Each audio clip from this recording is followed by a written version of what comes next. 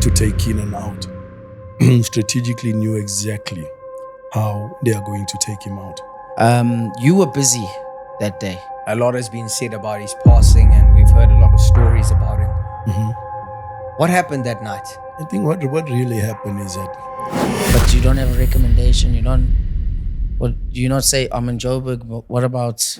the industry has always been locked. It's been locked by the white people. So what happened in 1994 when the ANC came into power, Kanye says, take Kim if she wants to go shopping. You're contracted by Kanye West. For instance, Chris Brown will land here. He'll land here at 7 a.m. in the morning. We're at the airport from 5 a.m. You're waiting, everything is set up. 5 o'clock in the morning, you come back with a whole lot of people to the lobby. From the lobby to the hotel rooms.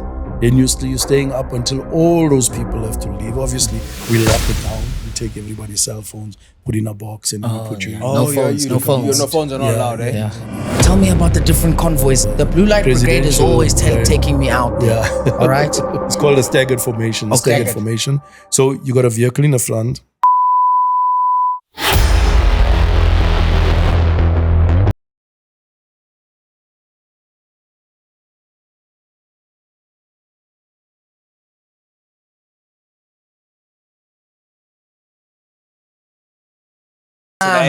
Long awaited. Just got back from the USA. Somebody special. Ladies and gentlemen, we'd like to welcome Uncle Anwar Dogg. Yeah. Welcome to the Load Shed podcast. It's an honor having you on today. Thanks for your time, man. Thank you for Thank your you time. for having me, man. I know it's been a long time. Keep promising you, but it's a busy schedule. Sure. Yours and mine. Yeah, we've been But meaning to get you on for some time. But I'm here. Yeah. Dog. Where does that name come from? D-O-double-G. D-O-double-G. Nah, it came from all my I'll travels. just pull your mic a bit forward there. Yeah, it came from all my travels overseas, United States. And, you know, from the old school, if you remember, Dog Pound, DPG, Dog Pound Gangsters. So my businesses also has been with DPG, Dog Pound. So I was given that name, Dog. Okay. Take us through your arrival to where you're at now with all the businesses you've got, all your fingers in the different pies, and the main one obviously being the protection one. How what's the story? What's Dog's story looking like up until now? It's a long story. You're gonna need more time for that. It's a podcast. But I'm just gonna tell you what it's about. It's like I was just a normal guy, humble beginnings, you know. Born and bred, raised by his mom, 5 kids, and we come from, you know, there's time when people say you come from zero, and then I always explain that we came from below zero. Sure. Yeah, but the fact that, you know, you choose the world of hip hop, and you live your entire life and plan your entire life, your career, your life on the hip hop plan. And one of it was like when Tupac said, is that like you rather live on your feet than die on your knees. And where you come from is that what you wanted to do is like get out of that poverty, get out of everything that's been restricting you. And you looked around and you seen, like, we in school, guys got far better uniforms than you. Guys got shoes, you don't have shoes. Guys got lunches, you don't have lunches.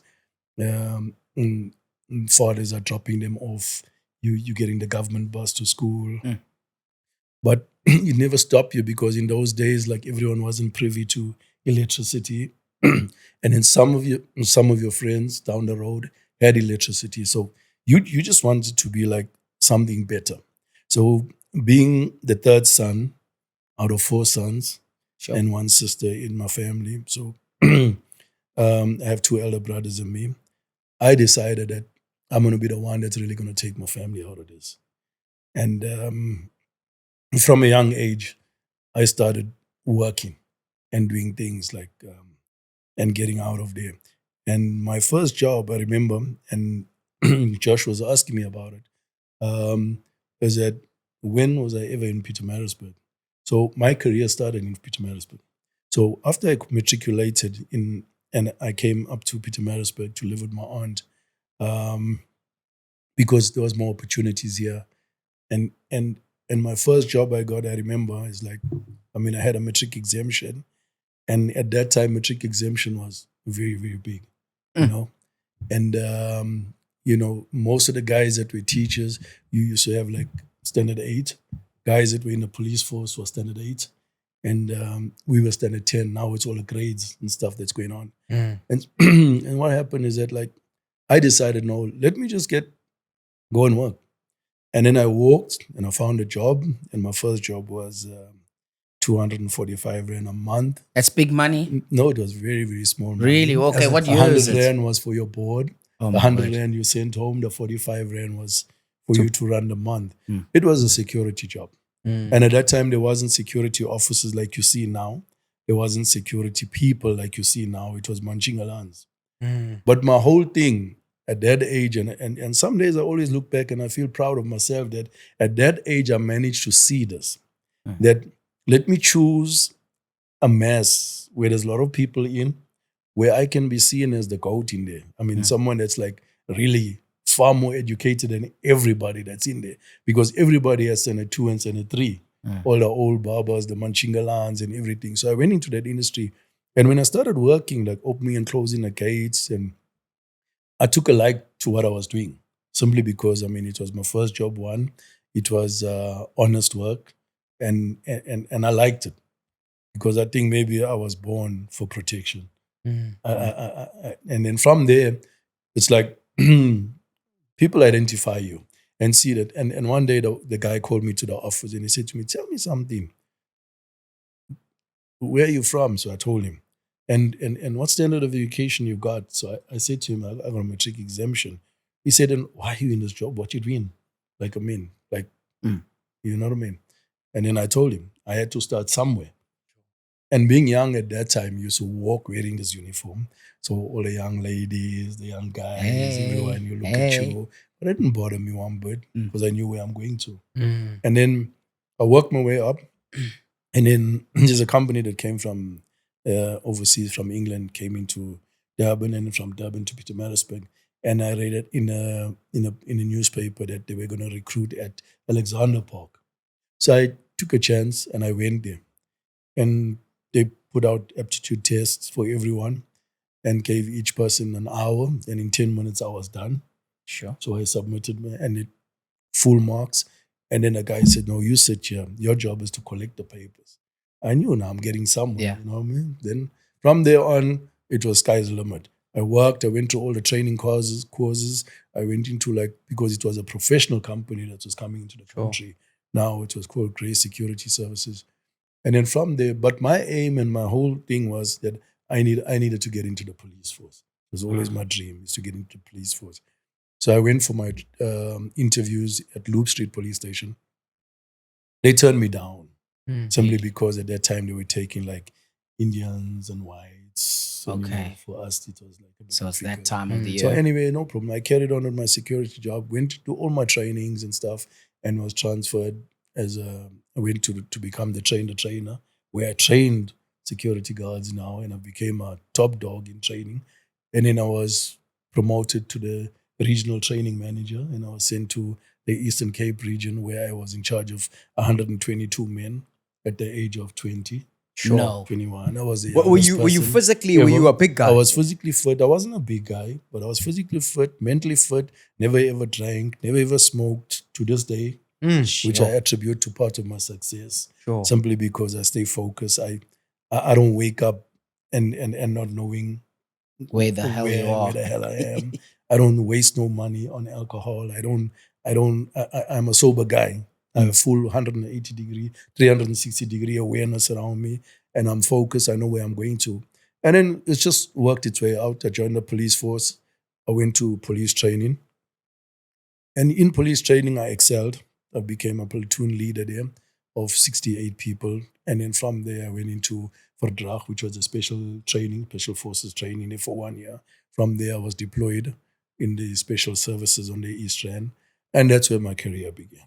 Okay. And then I went through the hardest of times for 7 years Sure. during the apartheid times, where half of my people that were with me in my unit were killed, but I survived. And I made it through. And from there on, it just went on. And I went into the political protection side of things. And I just was a protector ever since. And when I've completed the whole protection and I left the police force and I left everything, and then I went into the personal bodyguarding side of things, the VIP protection. But obviously the VIP protection side, and this is a message that will go to a lot of guys that want to enter the industry. And the industry has always been locked. It's been locked by the white people. All right. The white people. Simply because remember that the personal protection and the bodyguarding or VIP protection or executive protection, there's a lot of names given to it. It was only done by the white people because the government at the day was the National Party, was the white government. And the white government trained its people to protect white ministers, to protect white prime ministers, to protect white presidents. And when these guys, after 1994, were taken off the guard, no one had access to the proper professional training that was given to those guys. Not even members of the police forces. You understand? So what happened in 1994 when the ANC came into power, the ANC came into power where they did not have the highest level of competencies in terms of how well trained and skilled other guys in terms of VIP protection, bodyguarding, executive protection, in all that encompassed it on its own. And then they locked it and they opened up training schools. They made the training school so expensive that you, as any other race, you would not have the money to access their training. Sure. So what happened is that when it was privatized, that a lot of people started using private personal protection and private bodyguarding and private VIP protection. The only companies they went to were the white-owned companies because they were skilled, they were advanced, they came with that experience, and they locked it in. Not knowing there's going to be a human dog. being like me. There's going to be a dog. That leaves you in your country, gets on a plane, goes to the United States of America, gets all the training that it offers from Secret Service level down. Really? Everything, Oh, all so the you've got trainings and Secret everything. Service Really? training? All the training. That's classified. We got all the training. I come back here and I work. I get deployed different places. I work. And then what happens is I start training people and skilling those people. And then I broke into the market. And 27 years later, I'm still in the market and I'm leading as far as I'm concerned, because if I look at the A-list and the people that I've protected, it's like, I'm not going to find nobody that's going to have 25% of that number of people that are protected. I'm talking about even the international celebrity protection world. I mean, if you talk about Who are the A-list biggest? artists, Who are the biggest that you've protected? everyone that becomes the biggest are protected. Really? You know, I mean, the Chris Browns. I heard that you and Chris Brown have a good relationship. We have a good relationship when I was breezy. protecting him. And yeah, over two tours I've done with him. I've done the Rick Rosses of the day. I've done Is Rick more Ross than one really tour. a gangster? Rick Ross is not a gangster. Rap music is about, and hip hop music Persona. is not about when you are a gangster and how you rap about being a gangster. Yeah. It's about how gangsterism is and what happens in gangsterism, and you come in and you take it and you rap it, and simply because everybody wants to hear that. The story. The story part about it. But I take my hat off for guys like Rick Ross in the States, because now he's an entrepreneur of note. Yeah. He's a businessman of note. He's taken music and everything else that put him on the platform, and he went and become this big businessman. Which was the first gig that put you on the map with these A-list celebrities? Which one is the one that opened the big door? It's very, very strange. And it's like, I've never had a artist as my first artist, international celebrity. I was given 4 artists. My first gig.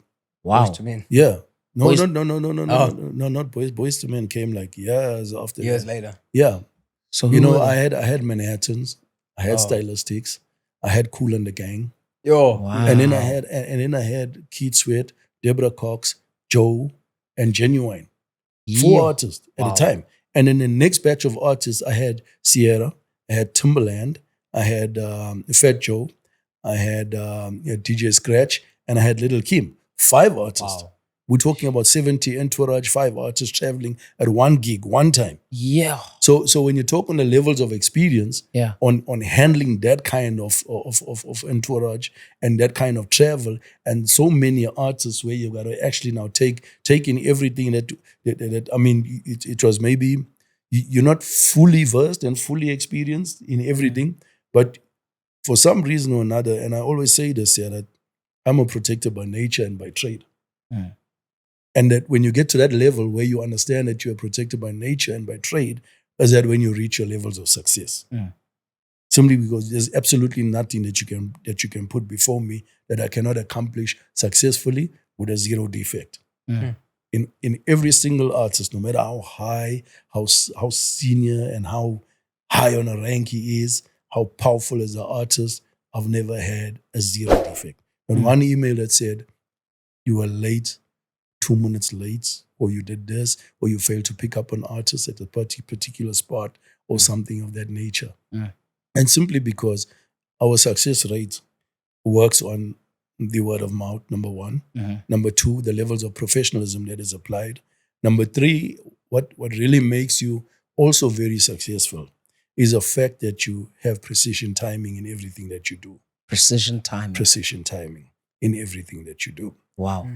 I'll give you an example, and I know we're talking all around from where I come, where we go, and it's a lot. But it's I think if you look at it from the outside, if you're sitting and you're watching, your cameraman is there. He got a camera on a crew of men. I've got 6 men, for instance, on a detail.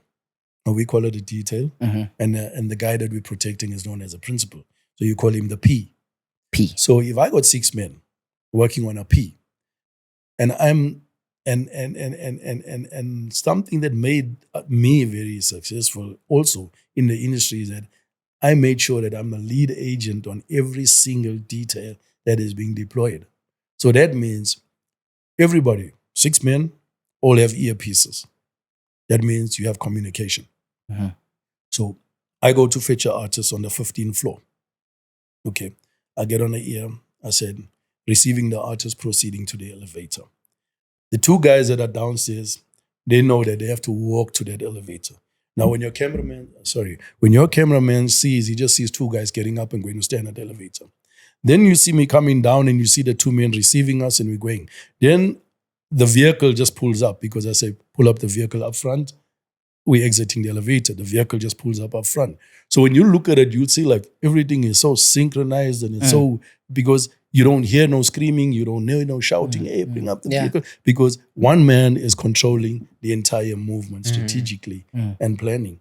And so everybody becomes professional in that because one man understands his role, he understands his duty, he knows the levels of how this thing has to play out.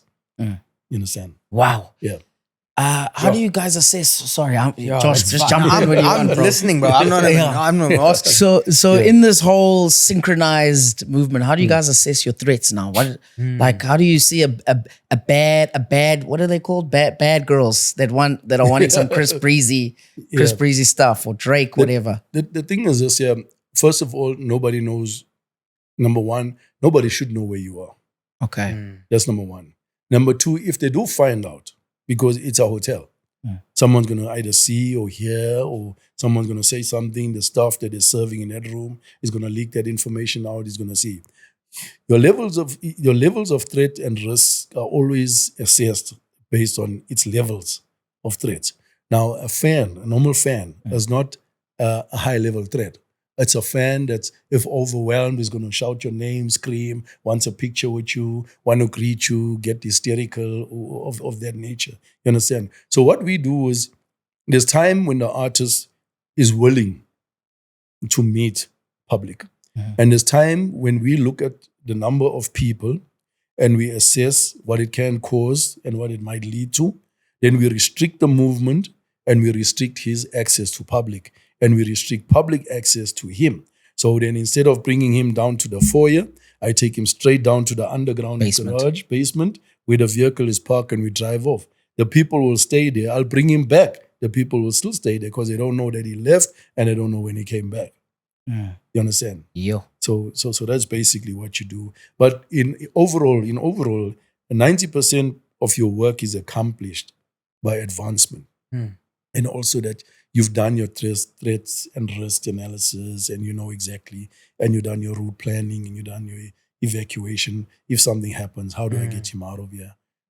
Ever How do been you- in a situation where you guys need to evacuate?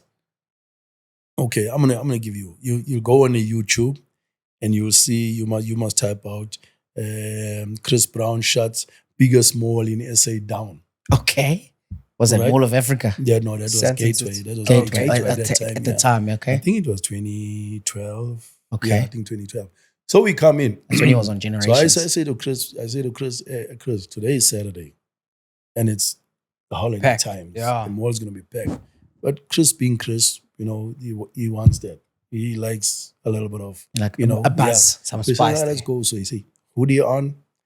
We bought a block formation, which is 4 guys, 2 guys in front, 2 guys at the back, 2 guys in the center. We walk.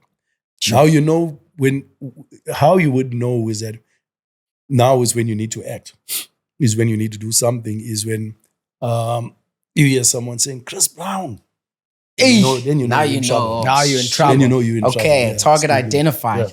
Yeah. Yo. Where about in Gateway were you in this in the mall? Yeah, you're in the mall. You're in the mall. So on one of the upper levels, Yeah. the center levels, yeah.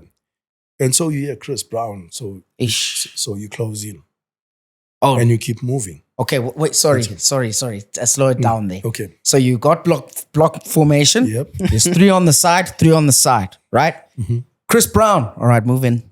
You move in. That's it. So yeah. Okay. Close the So, detail. so Holy the 4 comes smokes. in, the one falls back, one falls in the back, and the 4 blocks you this way. Sure. So if the crowd is coming from behind, the guy that's behind the block formation at the back, he stops the crowd. Okay, turns around. The guy that's in front, he opens up Okay. the way. But the idea is that, like, Chris is a guy that he wants the mayhem. Oh, does he? So Okay. what happened is that Gateway went crazy at that moment. Yes. Every single person that was in a store came out, including the staff. Mm.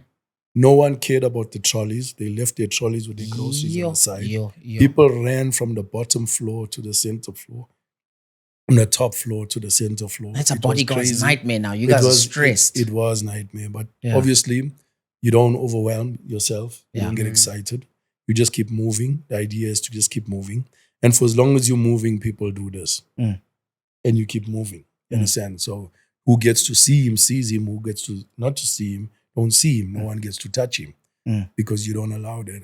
And then you got to use strategy. And I told you, that's where your earpieces come. So you come up to the staircase. At the bottom of the staircase, you tell the guy at the back, lock the staircase. So he stands and he blocked the staircase. You carry on to the top. When you get to the top, there's more people there. So the only way to get Chris out of that, after it was like crazy, I had to slip him into one of the restaurants, through to the back, through the kitchen, down, out to the delivery point, bring my vehicles around, out the delivery area, and we were gone. The restaurant An allows this. hour. I mean, it's a big man like that, The, bro. the He's not rest- gonna- the restaurant had no choice. Chicken Oh, licker. really? went I in. mean, chicken You licker. guys gonna just- open we the went in doors ASAP. bro. because if I allowed him to come into the restaurant, it would have been trashed. Yeah, exactly. Yeah. So the quicker we get out of there, the better it is for that restaurant. Right. And then we got out of the back. I put him into the vehicle. We were gone. An hour and a half. I'm still watching the videos. The people are still in front of the restaurant Wow. thinking that he's going to. They be thought there. he's like locked in the kitchen or something. Yeah. And That's an immediate action. Trevor. Wow. okay, You know, That's a because story. you find the yeah. exit there. Yeah, you have to at times. Sometimes it becomes bad because the artists get saved, but people stampede and get hurt. I There's see. kids, there's children, there's stairways, there's everything. So people, so one of the things of being a protector, an executive protector on a celebrity of that nature is that you got to also protect not just them from harm, you got to protect their image. You understand? You got to protect their image at all times. So you'll find out that most of the time, like if an artist tells you, hey, I don't want no pictures, I don't want nothing. So I got to be the bad guy. Yes, of So I got to course. say to you, hey, no picture. And then if you do get across and you say, hey, can we get a pic? He says, okay, fine. Now, And yet you told me that you don't Yeah. want no pictures. But so I just stay bad all the time, you know? So you'd say, nah. No. I say no. Then you say, nah, dog, even if it's it's cool. even if it's a pretty girl, It's a- bro, it's she's a- pretty. Now Life she's saying is she wants a fire. picture. you You're know, saying, you know, at that Hey. time, you can be how pretty, you can be however. With my line of work, and that's what beats most people sure. that get in this line of work. Number one is that you don't know how to stay in the now. You get so overwhelmed. Number one is that you're protecting a celebrity that you feel like you know, and it's what we train our guys that you gotta stay in the now. It's like, you know, you gotta make sure that you don't get overwhelmed and nothing can actually distract you from what you're here to do. You know, I mean, you can have 40 shorties, bad ones coming in. 40 shorties. Yeah, you understand? You Bad get ones. good ones. Yeah, bad, shorties. really lovely ones Yeah. and stuff like that. And you know, the honest truth is, Chris can, or any celebrity can only take one. Yeah. So the 39 is there. Yeah. What you rushing for? Oh, there you go. There you go. You can have the leftovers. Yeah. Whoever Chris doesn't pick, you can come through. Yeah. Yeah, you see. Hectic. So, Come through to the dog hound. yeah, You're gonna I mean, sort you but it's just a thing. Like if I can't get the main artist, I'm gonna get the drummer. I'm gonna get the guitarist. Okay. I'm gonna get the I'm gonna get the I'm bodyguard, gonna get the bro. backup singer. Yeah. I'm gonna get the dancer. So Jeez. it's yeah. Wow. Wow. Yeah. Yeah. I'm I'm still just thinking here. about the Say, 40 wow. baddies. Yeah. You think about that? So, Yeah. so dog, how much does something like that cost a celebrity? You see, the amount of when we do a quotation of that nature, it starts from when you leave the States. What do you want me to do? So when you leave the States, what do you want me to do? Okay, you leaving, you're gonna land here on the 25th of March. When you land on the 25th of March, I gotta start working from the time you contract me. I gotta do the advance work. I've got to meet with the promoters that bring you over. I've got to make sure that whatever you sent me that you requested from the promoter in terms of how many vehicles, the type of vehicles, the make of vehicles, the color of the vehicles. Oh, they the even get condition to of the that vehicles. detail. Yes, everything has got to be proper. Sure. Proper. So I got to make sure that everything that is on that request, it's like basic, like a rider. You know what we call a rider? Okay. Yeah. So whatever's on there, that it's there. And then I gotta assess everything. I gotta do the route assessments, the routes from the time you come from the airport, the route I'm gonna take to the hotel, from the hotel back to the airport, and then the different places where we are going to go. For instance, you're gonna go to Kaya FM or you're gonna go to Metro FM. You gotta think. So I gotta do all those route assessments. You come back, and then I've got to do the hotel and accommodation. We do all of that, inspection of the hotel, where the vehicles will be staged. What type are of you staff we inspecting have. Yeah. at the How hotel? do you When go inspect the there, hotel? What are you inspecting? Yeah, good there? At the question. there. hotel, we're inspecting, first of all, the room that has been allocated. There's no cameras. Yeah, there's no cameras. Obviously, there won't be any cameras. But we check the condition of the room, the condition of the beds, the condition of the bathrooms. Is it what you said you are providing? If it's a presidential suite, then it must be a presidential suite. Then we got to look at the access to that floor where the main principal is going to be housed. We got to look at the elevators. If it ends on the 10th floor, can someone access the 11th floor? Understand? So normally, you put a card on your presidential. It takes you straight to the presidential. Oh, But it if you doesn't got stop. if you got a card that stops you at 10, it's not going to bring you up. Mm. You understand? So we do all of that, and then we do the evacuation in case of a fire, in case of emergency. How do I get you out? Yes. What is your evacuation plan on this particular It's hotel? detailed, eh? Yeah. And and then I have a meeting with the hotel manager, and then I have a meeting with the hotel staff, not the entire staff, the staff manager. The hotel manager manages the staff, the people that are going to come in and out the room, etc., etc. And then the security manager on what his role is, how he has to play, and what he needs to do. Because there's times where I'll need him to come with a key and lock the lift and wait until when I get there, that lift is not going up and down, and I don't have to come there and press 15th wait. floor and wait. When I'm 10 minutes out or 5 minutes out, I call him. Mr. Manager, I'm 5 minutes out. Make sure that the elevator's locked and ready. And then the guys that advanced, they will be standing at that elevator. Obviously, not they'll be like undercover on it, so that no one knows that there's someone's coming.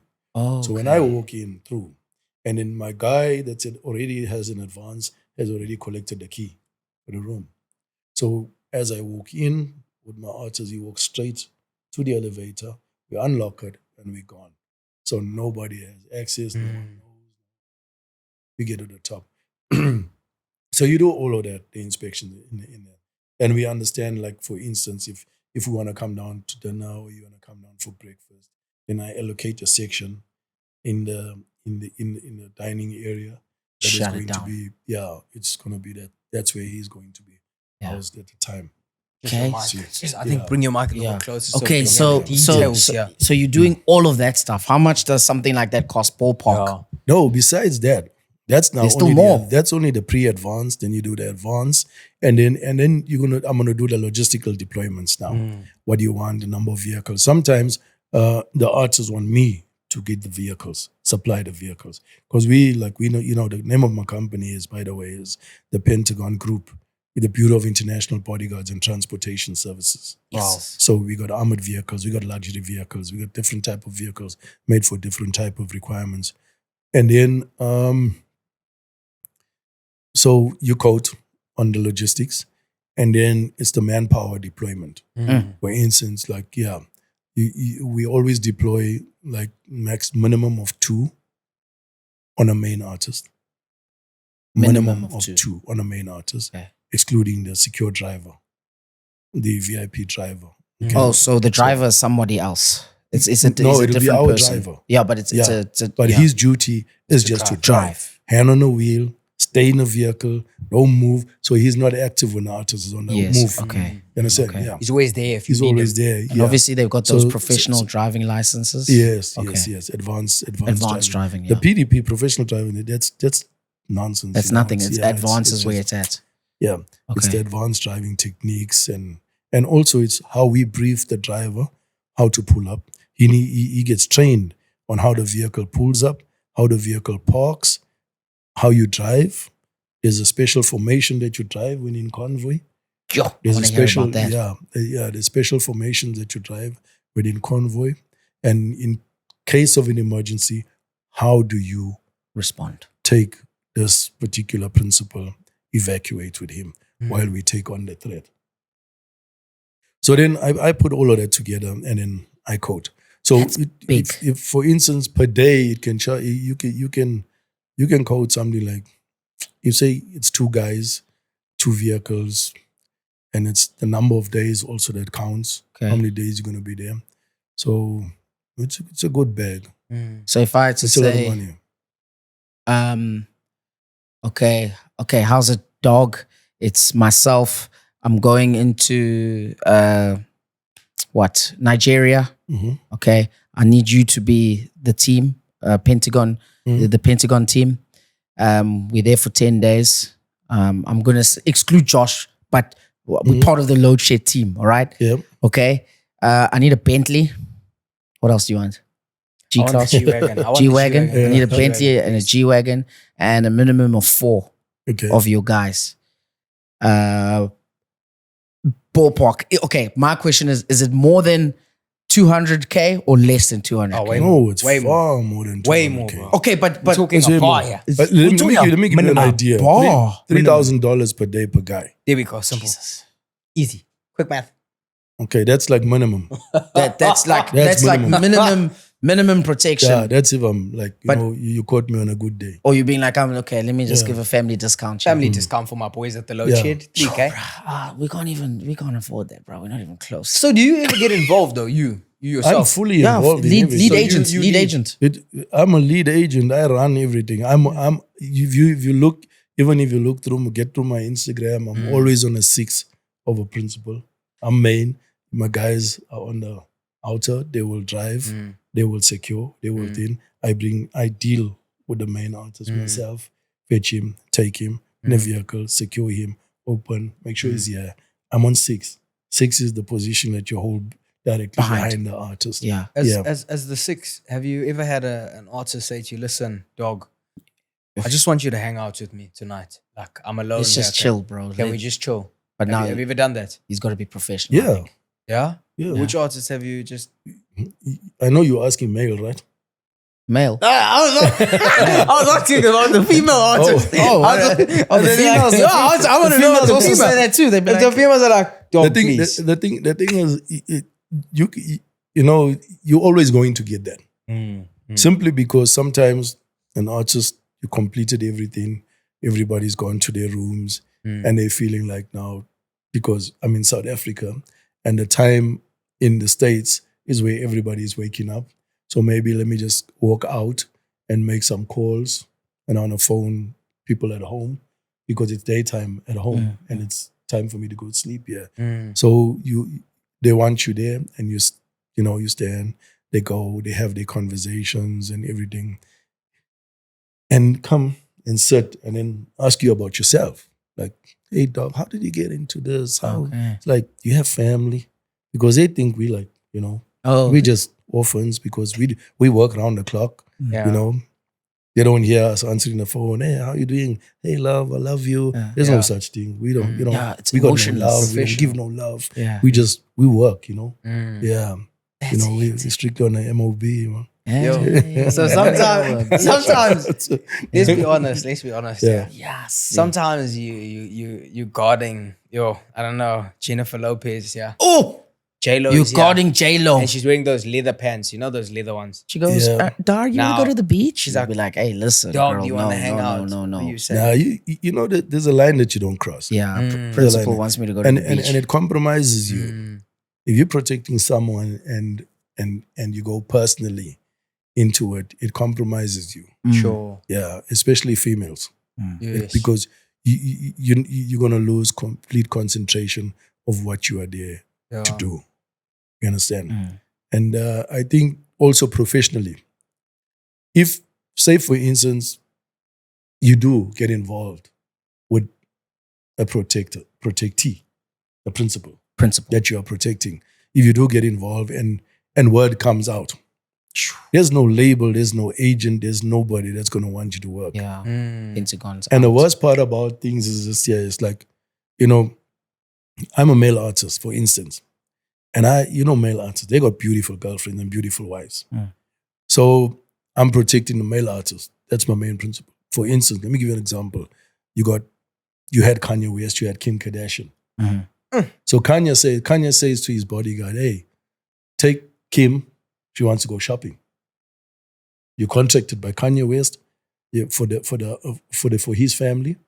And then he says to you, take, there's an example. You know when Kim Kardashian and her sisters went on holiday, and then Kanye sent his protector, main protector, bodyguard, because this is my wife, go with her. And then he was fully assigned to Kim Kardashian, only Kim Kardashian. And then the sisters wanted to go out to a club. And they went out to a club. But before they went, they forced Kim to come with them. So Kim said, no, I'm not going out. I'm staying in today. I'm not feeling too good. I'll stay in. You guys can go and take the bodyguard with you. Then the bodyguard said, no, I'm assigned to you. Can we get all of Kanye? She said, I'm telling you. I'm telling you, go with my sisters, go protect them. And then the bodyguard went. Biggest mistake he has ever made. Because when he went, then the guys broke into the place. And how?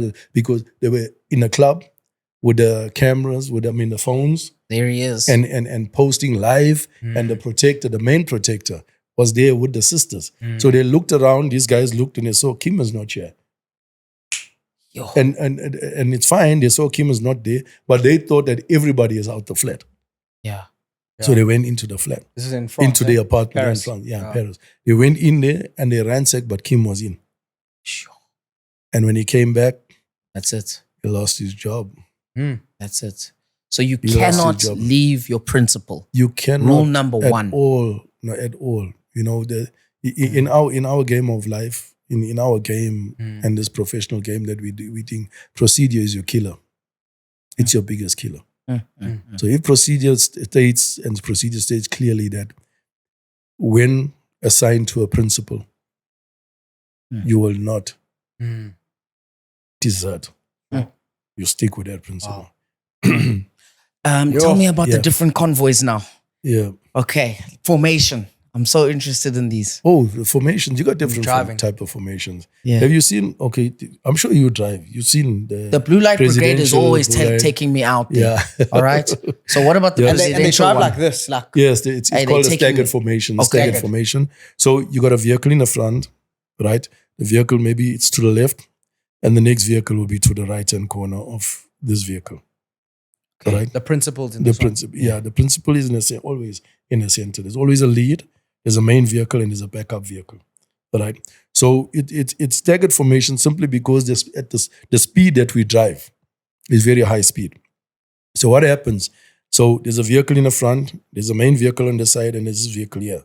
Now, why we do that and we go bumper to bumper at high speed is that if this car brakes, I brake. And the reason that this car is here is so that I can see the brake lights of that lead vehicle. Yeah. So it allows me to brake when that vehicle is braking. You understand? See. So yeah. So it's and it's also the way we protect is that if the vehicle, if you come, there's a threat on the left hand side, the main vehicles move to the right, the lead and the backup comes and covers this vehicle. And if the threat is on the right hand side, the main vehicle moves to the left and is covered in that fashion. And then when you're approaching where you are actually going, your destination, the lead vehicle breaks off from the convoy and goes in advance and deploys so that the manpower is deployed on the outside. So when you come, no would-be attackers can go towards the vehicle because manpower is deployed. Because when you're in a vehicle, you're sitting duck. You understand? But do you not? I always think about this. If you've got this whole formation happening, but your actual principle could be in a Toyota Taz far back. Just this is just the illusion. But the principle's in a Taz. It don't at the work back. like that. You know what happens if you need to evacuate? What car does a Taz ever beat? Yeah, but that's what I'm Except saying. another Taz. You guys don't. You're doing it. You're doing And it undercover there. How many people are going to come and take you out? Easy. Yeah. Quick sticks. You're out, so you don't even take that risk. No, you don't take that risk. Wow. You don't take that risk.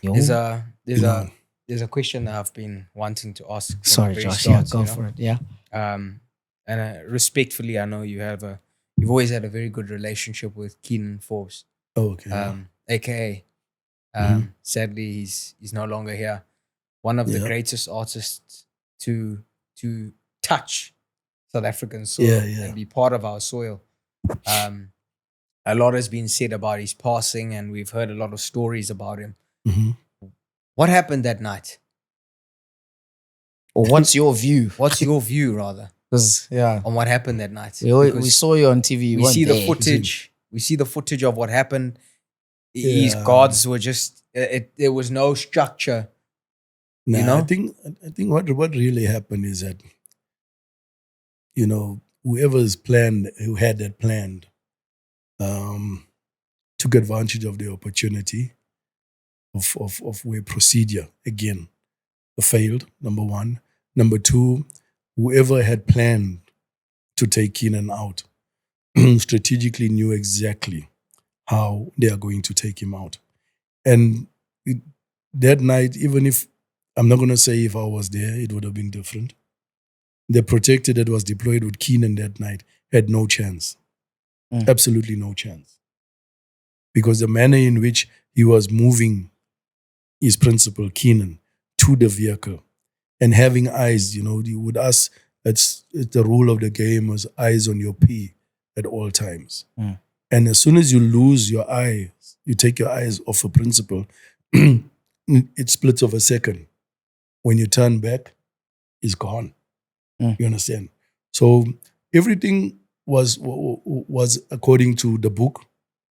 You come out of with your principal, you assess left, you assess right, you assess, okay, no dangers. The vehicle is parked there, which is not supposed to be parked there anyway. But it's parked there because now you go in. Yes. All right? Wasn't it supposed to? And then he's on 6 with Keenan. And when you're on 6 with Keenan, one of the rules as a bodyguard is that your principal never ever touches a door handle. You always make sure that you pass in due time to open that door so that your principal goes in. And the reason is because you give him full cover in closing and you behind him. And also the respect that he's a VIP. He don't ever open his own door. You understand? So what happened is that the timing that he was walking behind Keenan, he walked around Keenan to go open the door. At that time, Tibbs, that's on the left-hand side, calls Keenan and he goes and he greets him. So without having eyes behind your head, you turn around looking for your principal because you need to usher him into the vehicle. When you turn around, that's when the advantage was taken and he was taken out. So the space that was between the vehicle, the space that was between the bodyguard, and the space that was between Keenan, that Keenan had an opportunity to move on this side. You understand?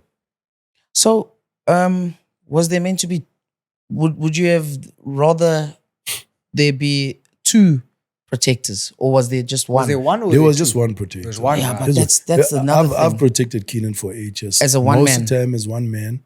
Yeah. Most of the time as one man.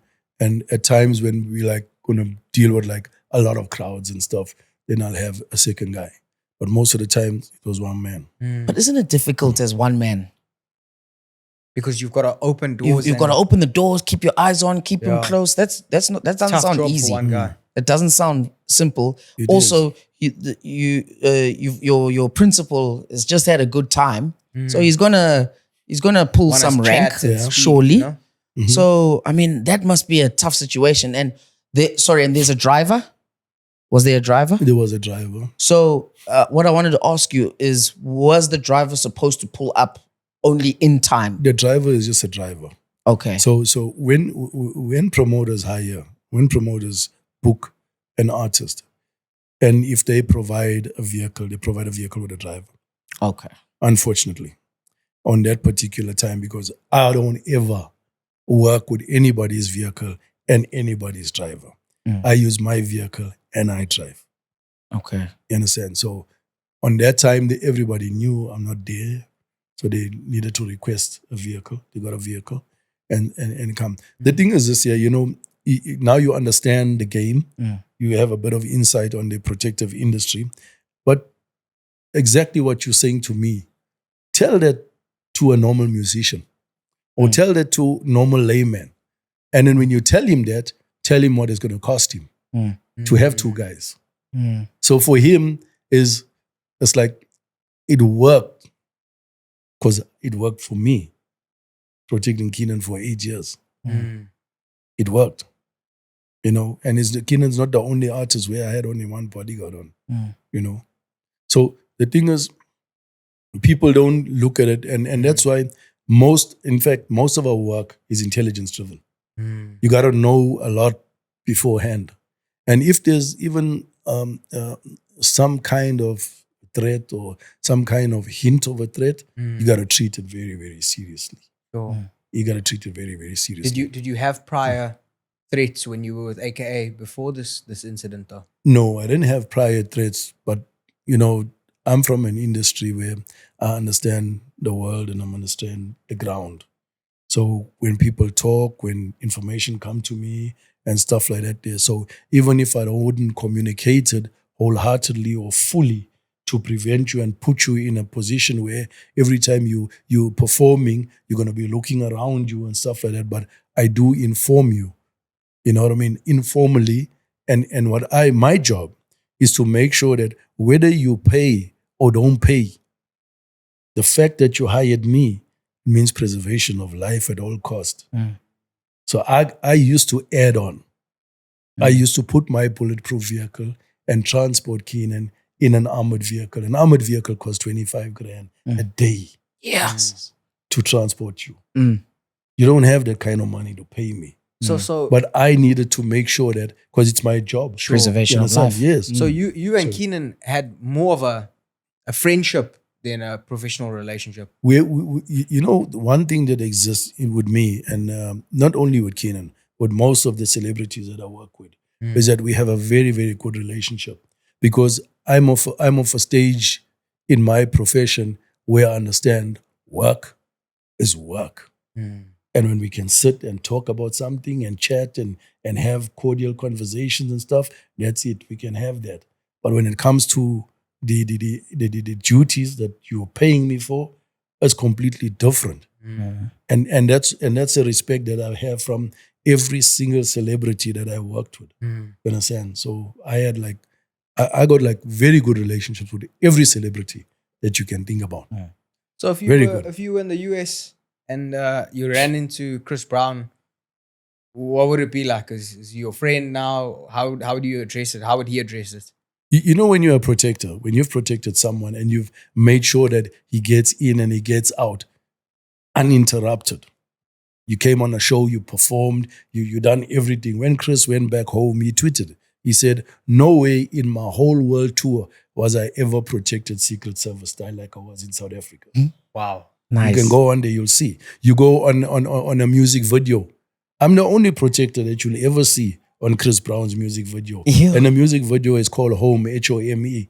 You understand? So it's how they celebrate you also. You understand? And I respect time and I respect people and I respect boundaries and stuff like that.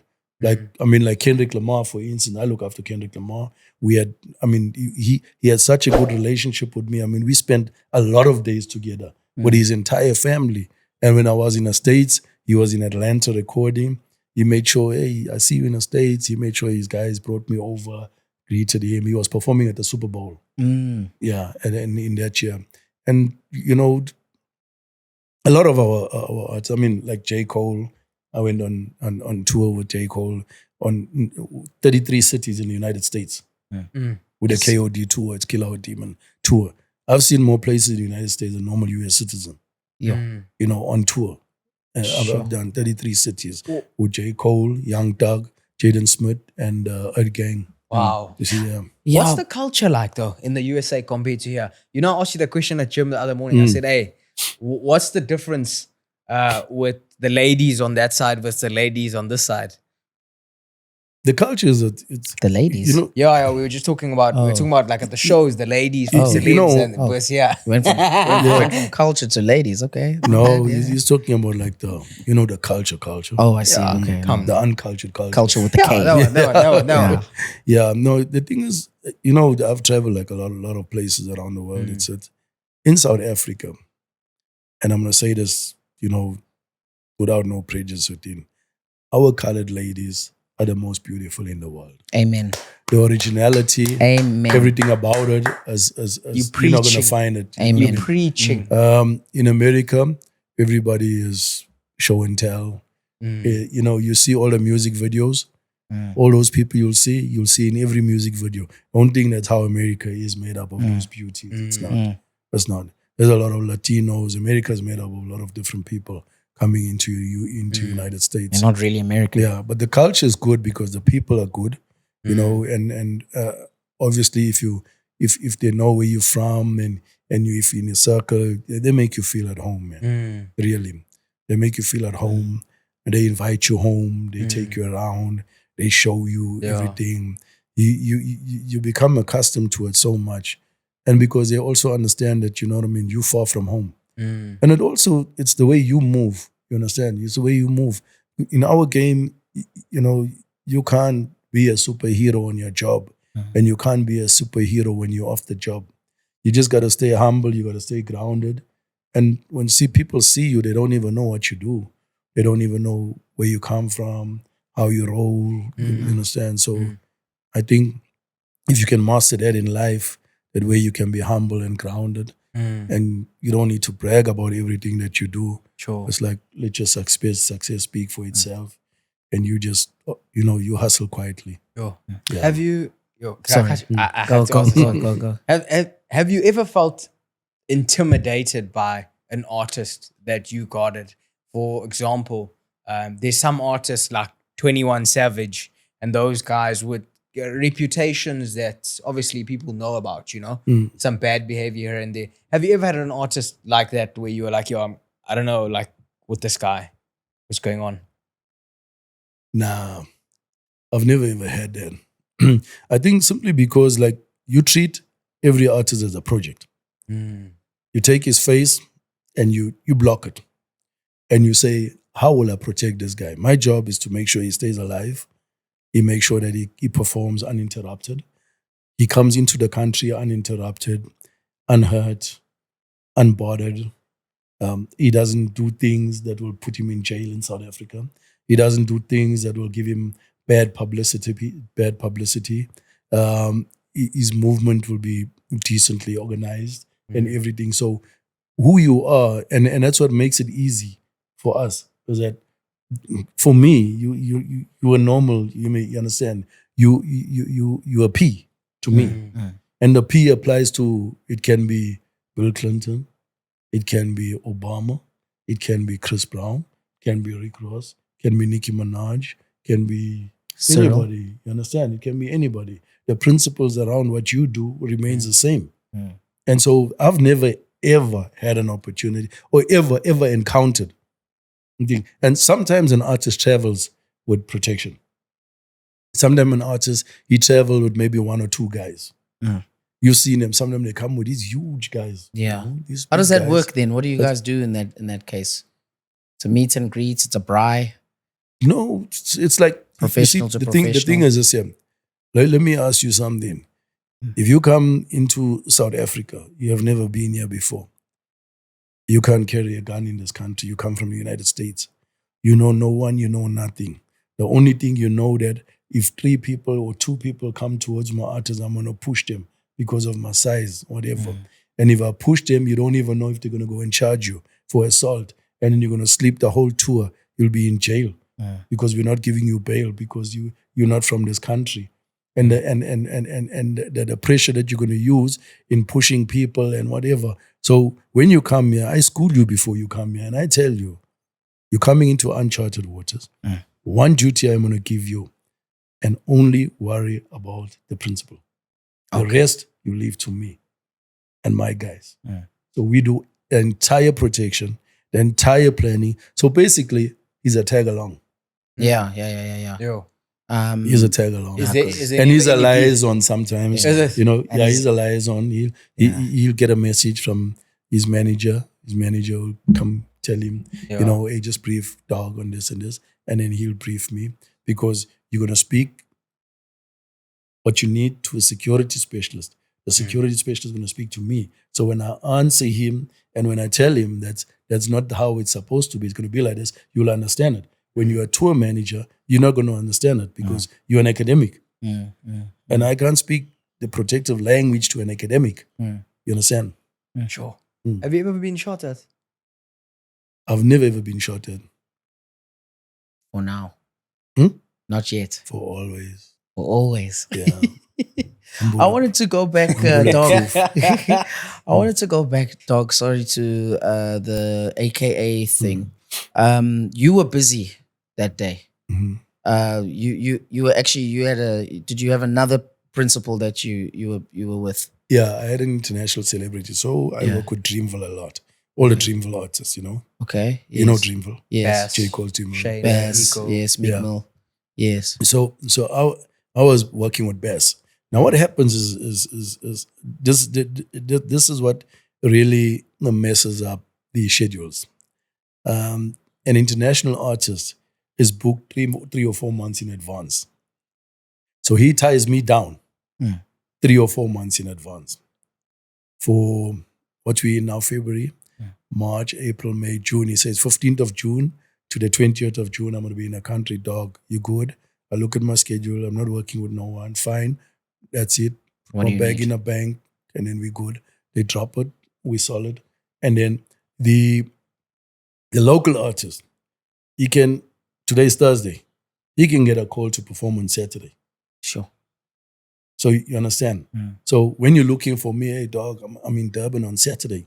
You're telling me this on Thursday. And yet I've been booked 3 months in advance. You understand? And the thing with international celebrities is, number one, is that they contract me. They don't contract the company. Although it's my company, they contract the company, but me. Like They don't want no one else. physically, They you need to be me. there. Yeah. They wouldn't want no one else. And so I had to be on that job because I'm contracted to that job. And so on that particular time, is that like, the guys, I think they booked AK. I got a call maybe on Tuesday, Wednesday. Hey, dog, are you going to be in Durban this weekend? AK, you got a gig. Say, hey, no, I'm in Joburg, man. But you don't have a recommendation. You don't. What do you not say? I'm in Joburg. But what about? No. XYZ? You see what I do is I work with guys. Like for instance, I had the guy working with me on 4 gigs with AKA, so that he becomes familiar and he sees how we operate. And also AKA must see the protector and he's happy with the protector. So when he deploys, you're seeing a familiar person, someone that you saw how he moves and he's you know what I mean? And I wouldn't put anyone that I know is not going to, because AKA is my long-standing client. The artist come for 5 days and he goes, AKA is with me for years. And besides, it's like, it's personal. My protection over him, it's personal. You understand? Yeah. So that must have hit you hard then, eh? Yeah, it hit me in like a lot of ways. You understand? In a lot of ways, it's like, why weren't I there? Number one. What if I was there? Was I also going to be taken out? You understand? You don't ever rule that out. Was it God's timing? And how could we have done that better? You understand? It hits you because it's someone that you'll always hear him. I mean, when you spend so much of time with an artist, like for instance, 2 gigs before AKA passed on, I picked him up at the airport and we drove to Lusigi for a gig.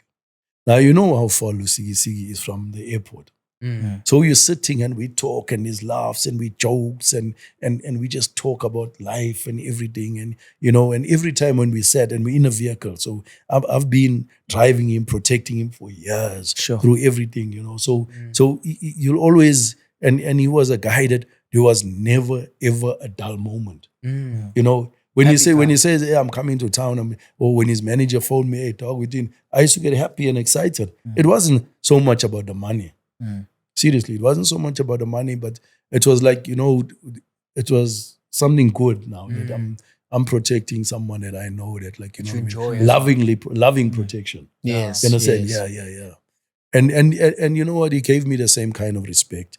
He gave me the same kind of love. He appreciated me. He made sure that, he'll make a video, a dog, thank you for protecting me and my family. Thank you for taking care of me. Thank you for whatever. He'll make these videos. He was always, you understand, he would come and say, hey, let's take some pictures, take photos and stuff like that. So Kenan was a top guy, period, Good guy. He was a good guy. He was a good guy. Normally we say, you only talk good about a person when he's dead. Yeah. But I'm telling you, because if he wasn't as I would have told you. Yeah. I'm straightforward. I would have told you. Yeah. What's next for Pentagon? Like, how big are you gonna get going here? My aim is never ever to be like, big. My aim is to have sustainability of the services that I provide, to make sure that the standards have never ever dropped. The milestones that I've set up for Africa are still going to be achieved, basically. The benchmarks that I set up in South Africa, in Africa as a continent, are still going to be achieved. I've got proteges, guys that work with me that I mentor, and that I'm putting them in the industry, and they've worked with me with like a lot of artists. If you look at like the last couple of artists that we worked now over November, December, and October, I worked with Deborah Cox, we worked with Music Soul Child, we worked with Tesha Cobbs, we done the Swedish House Mafia. I did her, and so and I have the guys working with me. So they worked with like Tamia. We done. Tamia was here last year. Tamia, I did the entire. Tamia is the reason a lot of us are born, huh? Yeah, I did that album there. That produced I did a lot of us. the entire Tamia concert with the thing. So what's good with how I work is that I work the entire tour. Durban, Joburg, Cape Town, wherever. It's nice to have a moving client. So you work everywhere with the client. So the guys that work with me is that like I mentor, and I know one day that they will actually take this baton and move on. Yeah. With the guys that you pull into your team, what are you looking for in a guy? Background if a guy check. comes to you and he says, "Listen, dog, I want to be part of your team," what do you expect from this guy? The first, I think the most important thing is that you can't want to be a part of my team. You got to have the passion for the industry. You got to have you got to be in you that, listen, I'm willing to take this on for long term. It's not short term. You're not going to come in here, work with the artist, get some pictures, post on Instagram, go on Facebook, get excited, and then you're leaving. You got to be serious about this industry. And then you got to come in and you got to be very, very obedient. You got to be highly disciplined. You got to be highly driven. And then you got to be physically fit, obviously. And you got to be someone that wants to keep your mouth shut, listen, look, and learn. Because the hardest part of my job is exertion. Exertion is the tiredness and stuff like that. Because, for instance, Chris Brown will land here just using Chris Brown's example, he'll land here at 7 a.m. in the morning. We're at the airport from 5 a.m. You're waiting, everything is set up. You pick him up, you take him, you put him in his room, he's going to sleep.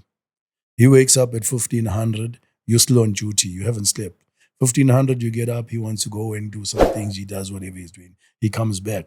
Then you got to get ready. By 1900, we're going for a pre-party. You go to the pre-party until tomorrow morning at maybe 4, 5 o'clock. 5 o'clock in the morning, you come back with a whole lot of people to the lobby. From the lobby to the hotel rooms. Then you're staying up until all those people have to leave. Obviously, we lock it down. We take everybody's cell phones, put in a box, and we put you in. No phones. No phones are not allowed, eh? No. And then we lock it down. And then 7, 8, 9, then we take everybody out. Then he goes to sleep. Then you're going to go to your room. You're going to change. You're going to wash, whatever, get something to breakfast. And then you're going to get dressed and wait. And then you got to go for sound check. He gets up. You go for sound check. You finish sound check. You're coming back to his. You leave him at the room. You lock down. You don't know what time he's going to come up. And then we're going now to the show. Then you go to the show. The show is a 2-hour flat or 3 hours. You're standing there. You're in position. It's tight. Everything is it's locked. When you finish that show, it's an after party. Straight to the club. You go to the club right till the next morning. The next morning, 5, 6 o'clock. Our flight is 10 o'clock to the next city. You haven't even had a wink 10 a.m. of in sleep. the next city. You haven't slept. Yeah, I'm just giving you an example. So Jeez. people mustn't think that the glitz and glamour of the job is about not the hard work. You finish there, you're going to the next city. The next city, you're running through the same procedure.